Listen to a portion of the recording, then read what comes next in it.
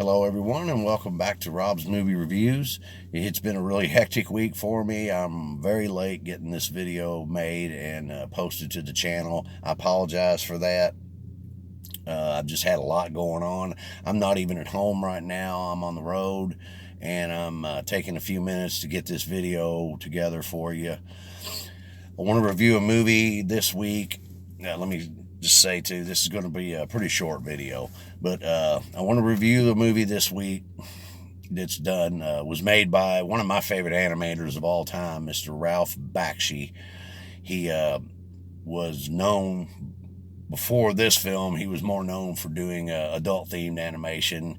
He did the cult classic Fritz the Cat, which was, I believe, the first animated film ever to receive an X rating. He did some other very controversial adult-themed animated movies. But in 1977, he came out with a film called Wizards. Now, I love this movie a lot. This is a great movie. It's the story of a fairy queen who has twins. And one of them is benevolent, very kind-hearted, very good. She names him Avatar. His brother, who is evil, as we find out, his name is Black Wolf. The two brothers never get along. They're always feuding. And when the mother dies, there's a great battle between the two of them. And Avatar defeats Black Wolf and banishes him to the wastelands. This is set in the future. There's been a nuclear holocaust. And now the earth is inhabited by fairies and dwarves and elves and mutants, which are, what's left of the human race that's been contaminated by all the nuclear radioactive fallout. Well, about 800 years after the fight between the two brothers, Black Wolf has all this time been crafting his dark magic, and he's built an army of mutants, and he intends to overthrow his brother Avatar and rule the world. And during the time, he also uncovered in the ruins of some of the ancient cities that were destroyed in the nuclear holocaust, he finds machinery left over from our world, mainly in the form of weapons. He finds planes, tanks, guns. And among all this, he finds some old Nazi propaganda films, which he uses to motivate his army, his war machine. He sends assassins out, and his army begins its march across the land, conquering. And Avatar, of course, hears what's happening and knows that it's coming in his direction. So together with his beloved Eleanor, his fairy wife, and a elf warrior by the name of Weehawk, and a evil assassin that had been sent out by Black Wolf to kill Avatar, but had been captured, and Avatar used his magic to reprogram it. It was a android. He reprograms it and renames it and gives it the name Peace. And it's kind of funny. I'll throw this in because this is just my own observation. But when you listen to Peace talk, he kind of sounds like a stoned Paul Stanley from Kiss. But anyway, they begin on a journey to Black Wolf's castle, because Avatar knows the only way this is going to end is he's going to have to kill his brother. Along the way, they end up in a lot of crazy situations.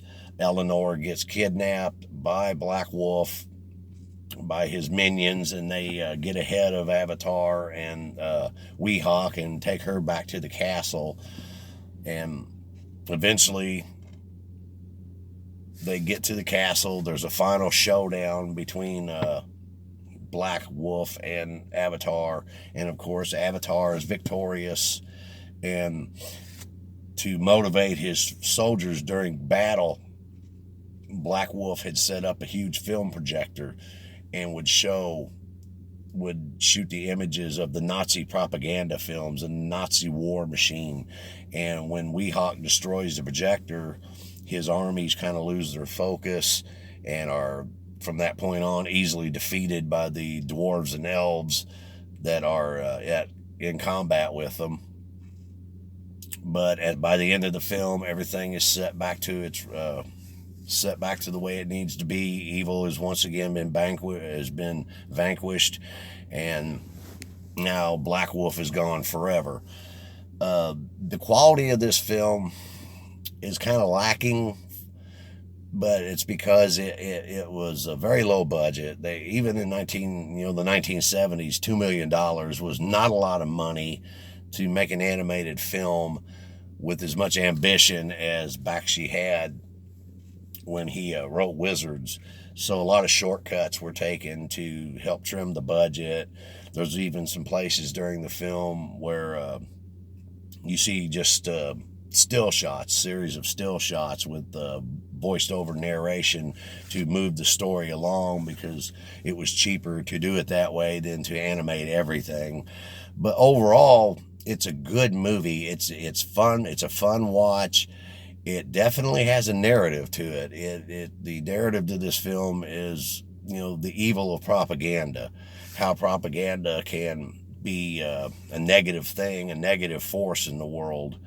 So that's the main theme of the film. But it's a fun watch. It's fun for all ages. There are some violent, intense battle scenes, but again, this was the 1970s, so you could you could have stuff like that in your movie and still get branded as a family film. It wouldn't pass as a family movie nowadays, but it's by no means inappropriate. It's not ultra violent. It just would be a little more violent than what they would want to call a family movie nowadays.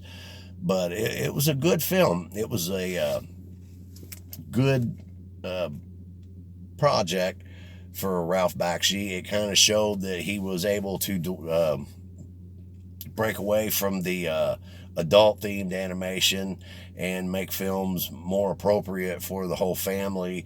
After this, he went on to have a long career. He did quite a few animated films.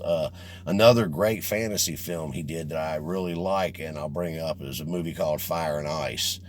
But overall, I would recommend Wizards. I think it's a good film. If you like a good sci-fi fantasy and you're into animation and you've never seen Ralph Bakshi, this is a great film to introduce you to the world of Ralph Bakshi. A wonderful animator, a wonderful storyteller. And that's going to be it for this week's review. So be sure to check back with me next week, and I'll have another one for you. And until then, you all take care.